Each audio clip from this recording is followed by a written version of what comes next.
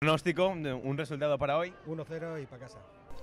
Ni els escapulats més optimistes s'imaginaven una nit així. El Nou Sardenya s'ha vestit de gala per gaudir d'una nova nit màgica i l'ha viscut.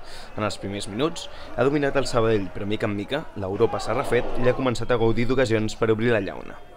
Tanta insistència ha tingut premi quan al minut 25, en un córner mal refusat, Ignacio Rosillo feia els primers per Gracianes.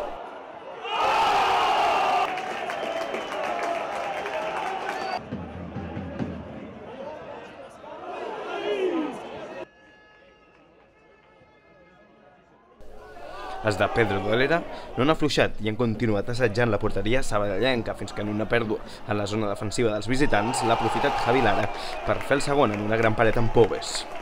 I només un parell de minuts més tard ha arribat la sentència quan Pobes, novament de córner, ha aprofitat per fer el 3-0.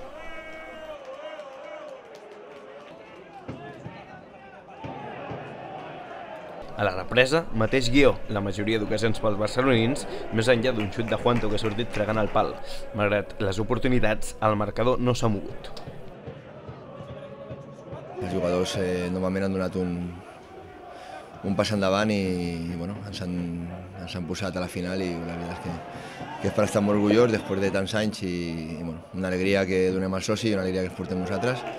Després d'una competició tan dura com tenim, pues, aquestes petites coses que nosaltres no les tenim sempre o mai i sentir-te pues, protagonista d'aquesta forma pues, és per agrair-ho.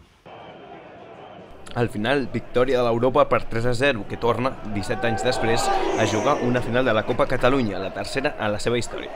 El seu rival, el proper 25 de març, serà el Girona, que ha superat per la mínima el Gavà a l'altra semifinal.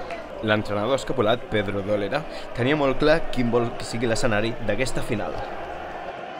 Volem jugar aquí. Home, l'únic que podem demanar som la penya de la bufanda que per almenys que triï, clar, el Futbol Cat que torni a tenir el seu dia de glòria i que el Girona vingui aquí, que ompli el camp de 6.000 persones i disfrutem tots. Millor camp que aquest no hi ha ningú. Vull dir, aquí a Barcelona, centre de la ciutat, amb ells és una horeta a tocar, no crec que faci cap problema.